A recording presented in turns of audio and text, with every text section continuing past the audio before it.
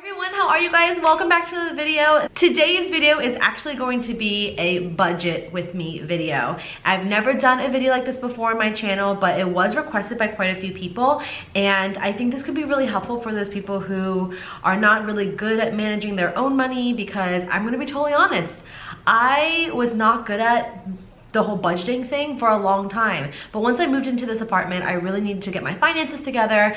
The reason I started budgeting was because I had a huge wake-up call when I actually sat down and added how much money I spent on eating out. And in 1 month, I probably spent close to $1,500 to $2,000 on just eating out. And my mind was blown. I couldn't believe it, and that's when I was like, you know what, Jerlyn, you need to budget your life, especially, you know, living alone now and having bills and you know, other expenses. I really wanted to like lay everything out and see what I was allocating my money towards. So if you guys are interested, please stay tuned. If you enjoy my content, please subscribe to this channel, give me a thumbs up, hit the notification bell so you know when my videos are posted, and follow me on Instagram if you want to keep up with my everyday life. But other than that, we're going to get into my budgeting for May, and we're also going to get into cash envelopes as well. And I'm going to be honest, I'm not a huge fan of cash, but using these cash envelopes really helps me stay within my budget and within my limits, because when it comes to shopping, sometimes I just don't have self-control. All right, so let's get on to the video. Hey everyone, so we have an aerial view, and I figured this view would be the best way to show you guys how I do my budgeting. The planner that I am using is my Passion planner, and I've had this for a while now, and I had this planner last year, and I'm just starting to finally utilize it a little bit more. So that is what I'm working in today, and I'm working in the back pages, which has the grid, like the bullet journal kind of pages. So I figured this would be the best option, just to keep everything in one planner. Now, as you can see, I keep it very simple when it comes to my budgeting. There are so many budgeting videos online right now, and there's different pages you can buy, different printouts and downloads that you can buy, but I literally just write everything out, you guys. It's super straightforward. I can see everything, and it makes sense to me. So if you are starting out or if you're a beginner, this is something that's perfect for you. And then if you want to evolve and purchase different budgeting, you know, planners and books and stuff, you can absolutely do that. But today I'm going to show you the simple version of it, and you can even just do it in a normal notebook as well. For a long time I was just using this normal notebook, which is just lined paper, so that's an option as well, but this is what is in my planner, so I've been using this. Now I want to start off by saying that everybody's budget is going to be different, and it might have a similar layout if you follow what I'm doing, but when it comes to the actual expenses, fixed expenses, variable expenses, and sinking funds, everybody's is going to be different. You can change this up as much as you want depending on your lifestyle, obviously. This is just what works for me. As you can see right here, I actually do my budgeting per paycheck. So at the top it says May paycheck number 1, and then May paycheck number 2 is what we're going to be filling in today. When I do it per paycheck, my fixed expenses are different for each one, as you can see. So this is the first half of the month, and then this is the second half of the month when it comes to expenses. Everything else from variable expenses and sinking funds is pretty much the same. Now, before we get into me explaining these categories, I do want to let you know that I did use some washi tape here to cover certain numbers. Now, this is more for privacy reasons, just because I have colleagues and friends that watch me, and I don't feel 100% comfortable sharing my salary, what I pay for rent, all of that. So some of these things are kind of blocked out with this really cute washi tape. They're little cacti, which is so cute. I got this at the Dollar Tree, and I decided to use it just to cover up some numbers. But again, that's more for privacy reasons. But overall, you guys get the gist of it. Since this is my first budgeting video with you guys, I'm going to be going over what each category means, just so you have the correct information. If you have been budgeting for a while and you just want to see me actually go through my numbers and then do my cash envelopes, I'm gonna leave a timestamp here in the corner, and you can skip to that if you already know what everything means. So for all of my newbies, we're gonna start at the very top. By the way, if you're curious, the pen that I use is the Pilot G207. This is just what I use for everyday writing, and it works really well. It's like a gel formula. The first one up here is income type. Now this is really straightforward. It's pretty much your income. So within my income type category, I have 3 different ones. I have my normal full-time salary. I have Concur, which is additional mileage that I get paid because I travel a lot for my full-time job, and it just happens to not be included in my salary. It comes into my bank account separately, so I have that separate. And then miscellaneous is anything from if I sell stuff on Poshmark. Check out my Poshmark if you want to see what I'm selling. So that's either Poshmark or YouTube earnings, or if someone sends me money or gives me money through Venmo or anything like that, that's the miscellaneous there. So that's pretty straightforward. The next category right here is fixed expenses. So fixed expenses is pretty much anything that you know that's definitely coming out of your account on a monthly basis. So it's pretty much your bills. So for example, on this side here for my first paycheck, I have rent, water, electric, my Apple storage, and pets comes out in the first half, so from May 1st to May 15th, and the dates I write over here when they do withdraw out of my account. And then on the May's paycheck number 2, I have phone bill coming out, internet, my student loans, Spotify, and Best Buy. So that is the bills that I have coming out from May 15th to the end of the month. The next category we have moving down is variable expenses. Variable expenses can be anything that you tend to spend money on throughout the month that's pretty consistent, but that can also change. Again, variable, they're not completely fixed.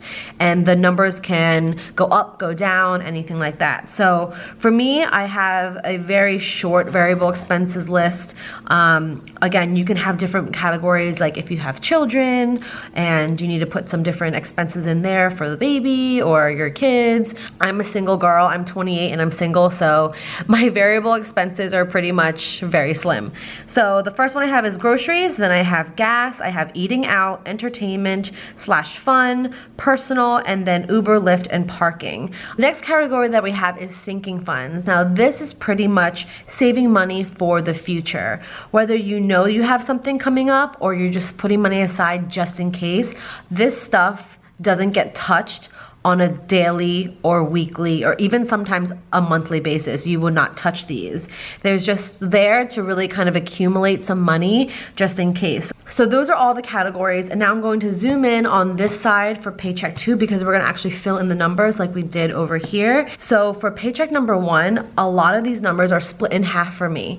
The first week of May, I was actually away for work for an entire week. So when I'm away for work for a whole week, I don't need to put aside as much money because I'm not here in my home market. So when I go out of state for work, my company pays for all of my food. So that's why my groceries is cut in half. My company pays for the car and the gas. So again, that's why the gas is cut in half. So a lot of these numbers here in my variable expenses are going to be probably doubled on this side because this will be a true 2 full weeks of the month, where this was pretty much budgeted for just 1 week because the first week of May I was away for work and I was only home for the second week in this paycheck. I hope that makes sense. I hope it's not too confusing. Also, moving down at the bottom, I forgot to show this to you guys.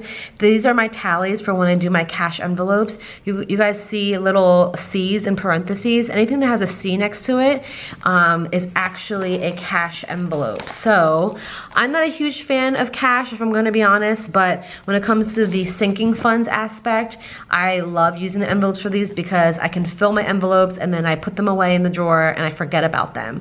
So anything for me in a yellow tab is a sinking fund.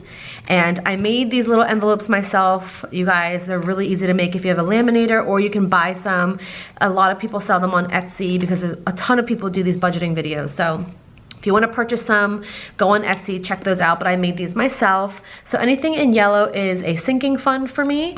And then I only have 4 pink little envelopes, and these are my variable expenses. So these are what I keep in my purse or my wallet, because these I use on a daily basis, where sinking funds, I don't touch these at all. They literally stay in the drawer. All right, so now I'm going to zoom in on this side, paycheck number 2, and we're gonna start filling in the numbers. All right, you guys, so starting at the top, my salary I would put right here, but again, just for privacy reasons, I'm not going to write my actual salary. I will fill in my Concur. So this, roughly, I get about $200 a month with Concur. Again, that's for mileage because I drive so much for work. Sometimes it goes higher than that. So that's why I have this actual section. So when these actually get deposited into my account, if it's a little higher or lower, I can write the actual number on this side and then look at my total from there. The next line that we have is the miscellaneous income, and that is, again, YouTube or any money that I have coming in from my Venmo. And I already have projected or estimated that YouTube is gonna bring in $374.83. So that's 374.83. And then the total, I'm obviously not gonna add that up because I don't have my salary right here, but you guys get the gist of it. All right, moving down to my fixed expenses. Again, these are actual bills that come out of my account every single month, and I know that they're coming out, and I know the date that they're coming out. The first one up is the phone bill, and my phone bill is actually really high, you guys. I pay for my entire family and myself, and I probably could get it lowered, so I'm going to look into that soon. But my phone bill is $310.63. I know, it's a lot. Yes, I get it. And this typically comes out the 16th of the month, so I'm gonna write 5/16 under date. Internet bill is $59.99. And I'm thinking about upgrading to get a faster package, but I go back and forth. And this typically comes out the 26th. Then we have my student loan that comes out every single month, which is at $172. And that typically comes out the 26th as well. Then we have Spotify. Spotify, I have the family plan, I guess you could call it, and that is $15.89.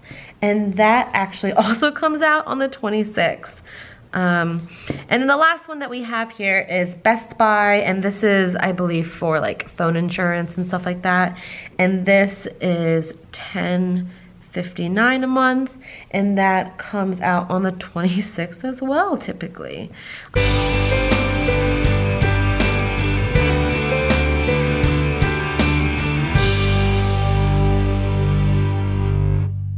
So the total is $569.10. All right, so that is the total there. Okay, so now we're going to move on to variable expenses.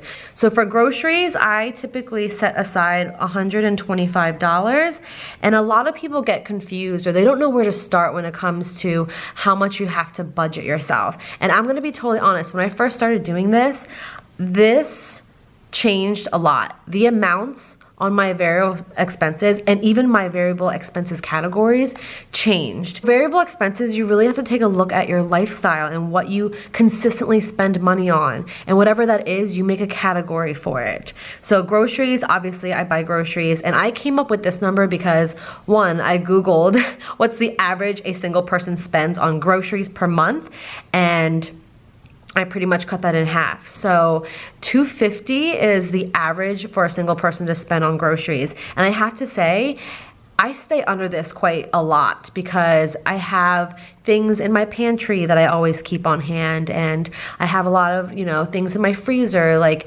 frozen fish and shrimp and stuff. So I don't always spend the whole $125, but it's there just in case. Maybe you already know how much you spend on groceries for 2 weeks, and maybe it's only $80, and that's perfectly fine. You don't have to do the $125 like me. This is just what I have and what I'm used to. All right, so moving on, gas, I typically do $50.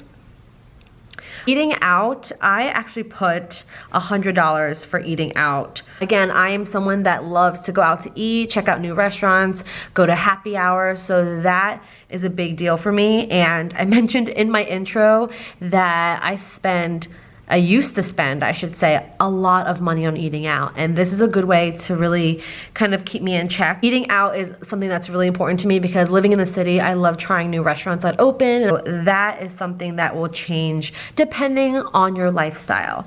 The next thing I have is entertainment and fun, and this could be anything. Again, I like to do things in the city, whether it's go to a museum or the Franklin Institute in Philadelphia. So this could be for anything. And for entertainment, I typically do $100 as well.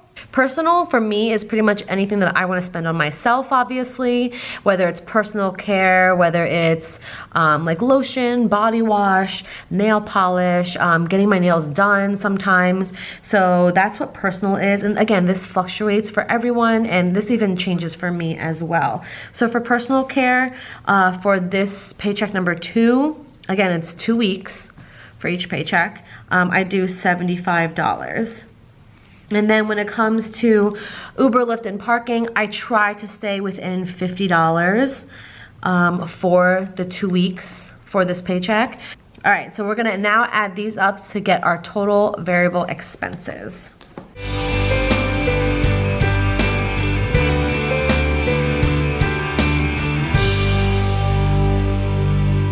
All right, now we can move down to the sinking funds.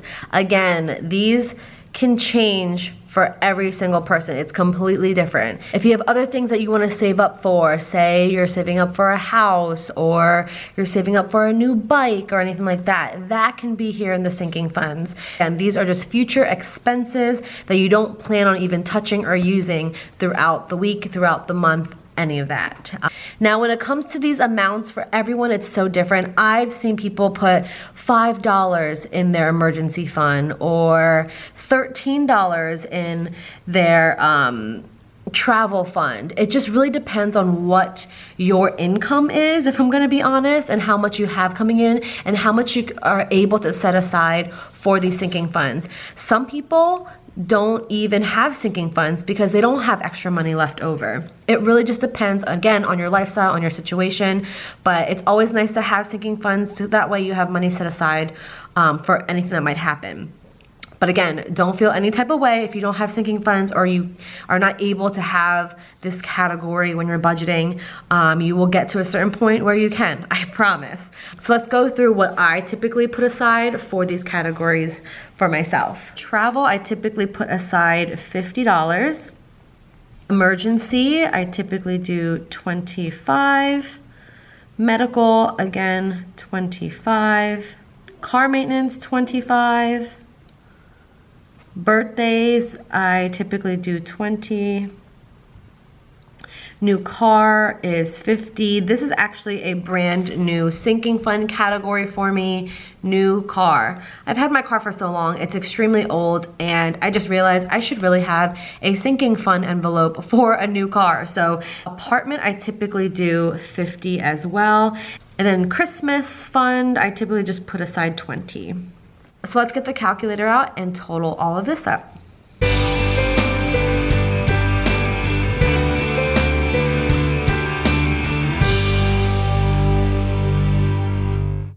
So we have $265.